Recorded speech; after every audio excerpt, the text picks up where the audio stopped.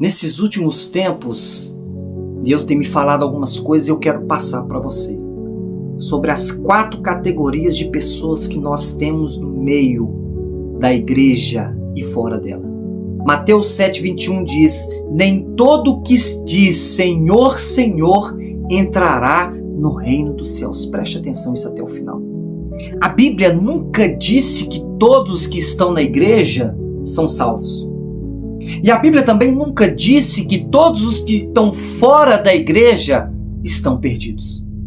O que a palavra faz é classificar os corações.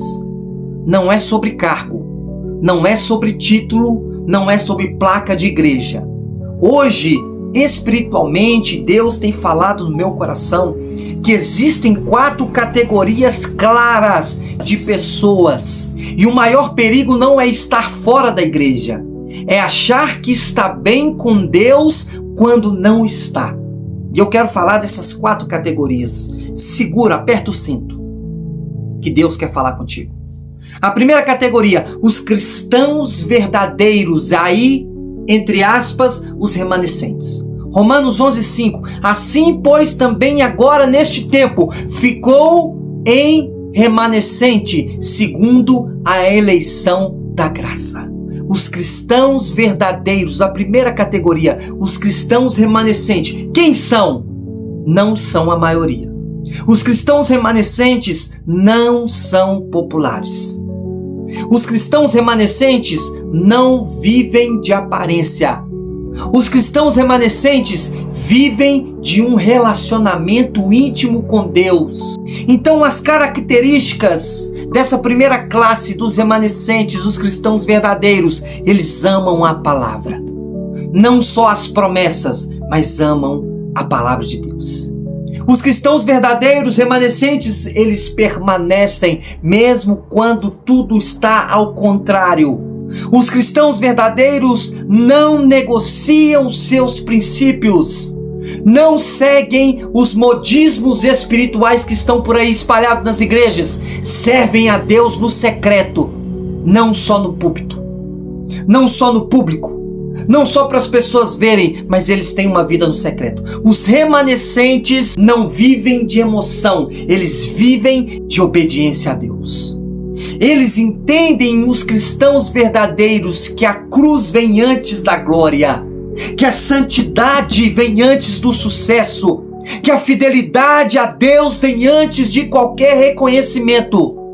Os cristãos verdadeiros, a primeira classe, são poucos, mas são aqueles que vão permanecer fiéis. Os cristãos verdadeiros. A segunda categoria que eu intitulei os cristãos nominais, dentro da igreja, mas longe de Deus. Isaías 29:3 vai dizer: este povo se aproxima de mim com a boca, mas o seu coração está longe de mim. São os cristãos que estão lá diariamente na igreja, mas está longe da presença do Senhor. Esta é uma das categorias mais perigosas, a segunda categoria.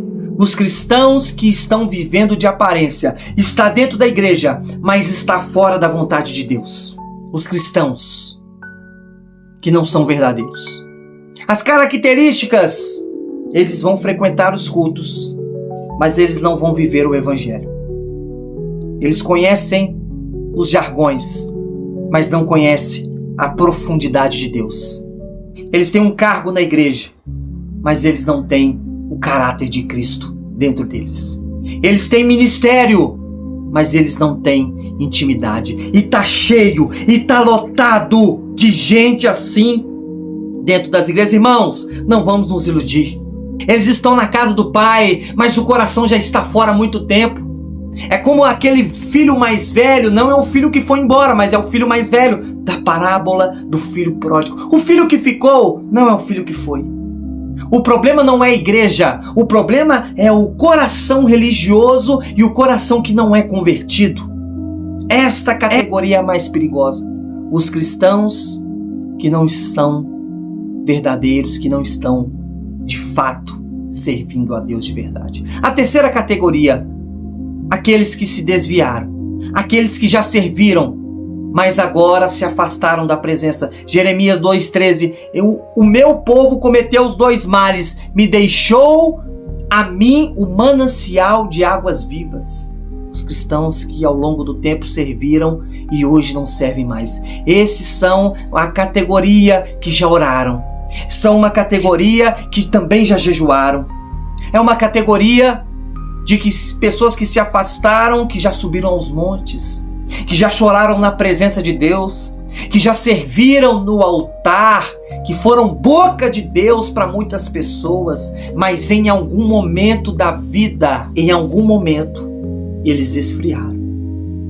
Em algum momento, eles apostataram da fé, eles se cansaram, eles se fadigaram. Em algum momento, eles se distraíram. Em algum momento, eles desviaram. Deixou os caminhos do Senhor. Nem toda pessoa que saiu da igreja saiu por causa de pecado, preste atenção. Não foi um pecado escandaloso, mas muitos saíram, muitos mesmo, por causa do cansaço espiritual. Eu fui um daqueles que também, há alguns anos atrás, deixei os caminhos do Senhor. Cansaço espiritual, falta de vigilância. São prioridades que foram trocadas. Qual é a sua prioridade? Os cristãos que deixaram a Cristo, agora eles têm outras prioridades. Vem o silêncio espiritual. Eles sabem aonde erraram. E isso é o que dói mais ainda na gente, dói naquelas pessoas que deixaram os caminhos do Senhor. A quarta categoria. Essa categoria eu quero frisar que ela vem crescendo nos últimos anos, que chama os desigrejados. O maior engano da atualidade. Preste atenção. Hebreus 10:25, não deixemos de congregar-nos como é costume de alguns. Essa categoria tem crescido assustadoramente. E quem são esses desigrejados? Talvez você é um desigrejado. Talvez você tenha isso na sua mente, na sua consciência. Pessoas que já estiveram na igreja, mas pessoas que decepcionaram com pessoas. E de fato, nós estamos lidando com pessoas e vamos nos decepcionar. Se feriram com líderes ou com irmãos. Ninguém é super santo. Ninguém é super poderoso. Ninguém é 100%, vai acertar a todo momento. Então eles decidiram abandonar o corpo. Aí eles têm a consciência e eles dizem que Deus entende. Olha o engano. Deus entende? É a desculpa que eles usam. A igreja sou eu. Deus me entende. Olha a desculpa deste povo. Aí eles vão dizer também, eu sirvo a Deus em casa, eu oro em casa, eu louvo em casa, eu jejuo em casa, eu ouço pregação, eu assisto culto pela internet, eu assisto os videozinhos motivacionais, eu assisto os salmos, os provérbios e lá vai pedrada.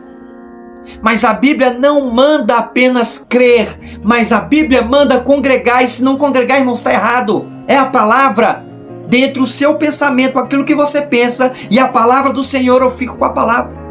Congregar fala de quê? Não fala de fofocar, não fala, sabe, de chegar lá e bater papo. Congregar fala de corpo. Congregar fala de unidade. Congregar fala de uma igreja que corrige as suas ovelhas. E tem gente que não quer ser corrigido. E tem gente que não aceita correção. Congregar se fala de comunhão uns com os outros. Não está falando para você contar a sua vida para os outros, mas está falando de comunhão. Está falando, congregar fala de crescimento espiritual.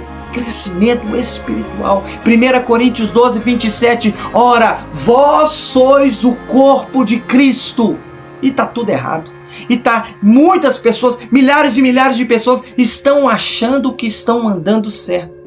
O corpo ele não vai viver com o membro amputado. Quem vai se isolar espiritualmente, adoece espiritualmente, está doente achando que está servindo a Deus, mas não está. Está achando que Deus está recebendo algo e Deus não está recebendo. Feridas que não são curadas no isolamento, são curadas na comunhão saudável. Comunhão saudável. Então a pergunta é, para mim encerrar esse vídeo para você, para nós terminarmos, a pergunta não é, você está na igreja?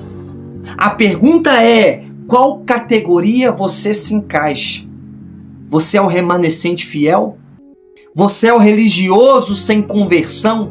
Você é o desviado que deixou os caminhos do Senhor e precisa voltar urgentemente?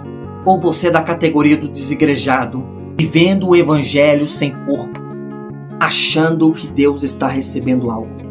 Apocalipse 3,19. Eu repreendo e disciplino aqueles que eu amo. Esse estudo não é para acusar você. Esse estudo é para despertar a igreja que tem se dividido, a igreja que tem adoecido, a igreja que tem adormecido. E ainda há tempo de voltar, ainda há tempo de alinhar, ainda há tempo de permanecer. Que Deus abençoe a sua vida em nome de Jesus.